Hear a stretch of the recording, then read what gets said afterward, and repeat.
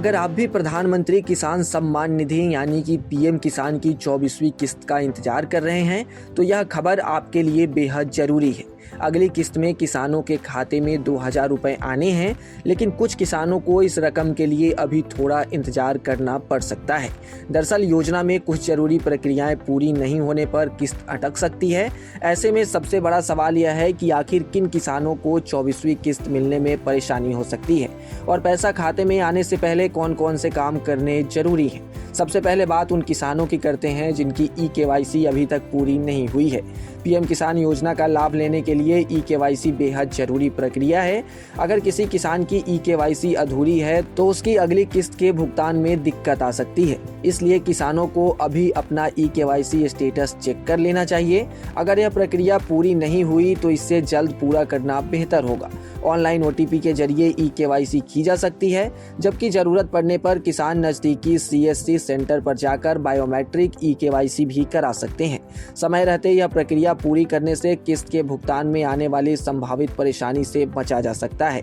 लेकिन सिर्फ ई-केवाईसी पूरी होना ही काफी नहीं है, इसके साथ किसान के जमीन से जुड़े रिकॉर्ड का सत्यापन भी जरूरी है। सरकार यह सुनिश्चित करने के लिए जमीन के रिकॉर्ड की जांच करती है कि योजना का लाभ सही और पात्र किसान को ही मिल रहा है। अगर किसी किसान का लैंड वेरिफिकेशन या लैंड सीडिंग्स पूरा नहीं हुआ है तो उसकी किस्त अटक सकती है। इसलिए किसानों को अपने जमीन संबंधी रिकॉर्ड की स्थिति भी जांच लेनी चाहिए और अगर कोई कमी दिखाई दे रही है तो उससे समय रहते ठीक करवा लेना जरूरी है। खास तौर पर जिन किसानों के जमीन के रिकॉर्ड में हाल ही में बदलाव हुआ है, उन्हें इस जानकारी को जरूर जांच लेना चाहिए। अब मान लीजिए कि ई-केवाईसी और जमीन का सत्यापन दोनों पूरा है, फिर भी बैंक से जुड़ी गलती की वजह से भी पैसा अटक सकता है। पीएम किसान की रकम डीबीटी यानी कि डायरेक्ट बेनिफिट ट्रांसफर के जरिए सीधे बैंक खाते में भेजी जाती है। ऐसे में बैंक अकाउंट नंबर, आधार लिंकिंग, एनपीसीआई मैपिंग या डीबीटी से जुड़ी जानकारी में समस्या होने पर भुगतान में परेशानी हो सकती है। किसान यह जरूर सुनिश्चित करें कि उनका बैंक खाता सक्रिय है और आधार से सही तरीके से जुड़ा हुआ है।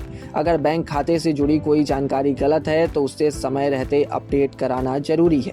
बैंक खाता बंद होने या निष्क्रिय होने की स्थिति में भी भुगतान प्रभावित हो सकता है।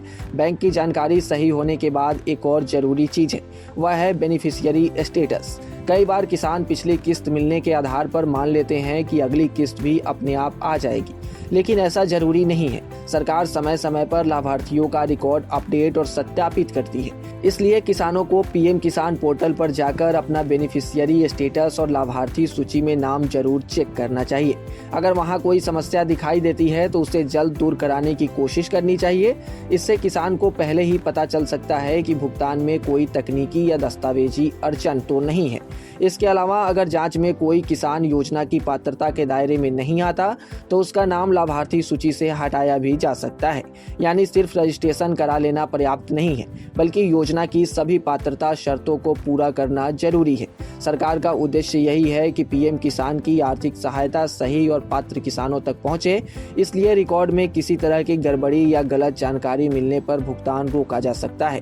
ऐसे मामलों में किसान को संबंधित विभाग से संपर्क करके अपनी स्थिति स्पष्ट करनी चाहिए।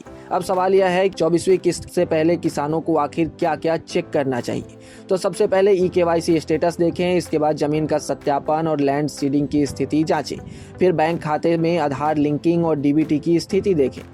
इसके साथ ही पीएम किसान पोर्टल पर बेनिफिशियरी स्टेटस और लाभार्थी सूची में अपना नाम जरूर चेक करें। अगर किसी किसान को इन प्रक्रियाओं में कोई कमी दिखाई देती है तो उसे किस्त जारी होने से पहले ठीक कराने की कोशिश करनी चाहिए। किसानों को यह भी ध्यान रखना चाहिए कि पीएम किसान की किस्त से जुड़ी किसी भी जानकारी के लिए केवल आधिकारिक स्रोतों पर भरोसा करें। सोशल मीडिया या दूसरे माध्यमों पर 24वीं किस्त की तारीख और भुगतान को लेकर कई तरह के दावे सामने आ सकते हैं। जब तक सरकार की ओर से कोई आधिकारिक घोषणा नहीं होती तब तक किसी तारीख को पक्की मानना सही नहीं होगा। इसलिए किसानों को अफवाहों से बचते हुए अपने दस्तावेज और योजना से जुड़ी जानकारी अपडेट रखनी चाहिए। कुल मिलाकर पीएम किसान की 24वीं किस्त को लेकर किसानों के बीच उत्सुकता बनी हुई है, लेकिन सिर्फ किस्त की तारीख का इंतजार करने की बजाय अपनी जानकारी दुरुस्त रखना बेहद जरूरी है।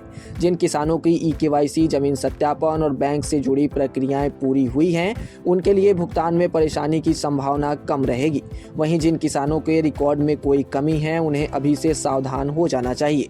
24वीं किस्त की आधिकारिक तारीख सामने आने के बाद स्थिति और साफ होगी, लेकिन उससे पहले जरूरी प्रक्रियाएं पूरी कर लेना किसानों के हित में रहेगा। इस तरह किसान अपनी अगली 2000 रुपए की किस्त में होने वाली अनावश्यक देरी से बच सकते हैं, लेकिन उससे पहले यह जरूरी कदम उठाना फायदेमंद रहेगा। अगर पीएम किसान सम्मान निधि योजना से संबंधित आपको कोई और जानकारी चाहिए तो आप अपने सवालों को कमेंट सेक्शन में रख सकते हैं, हम जवाब देने की कोशिश करेंगे। और ऐसे ही तमाम अपडेट्स और शेयर मार्केट से जुड़ी तमाम जानकारी के लिए आप बने रहें गुड रिटर्न्स डिजिटल के साथ।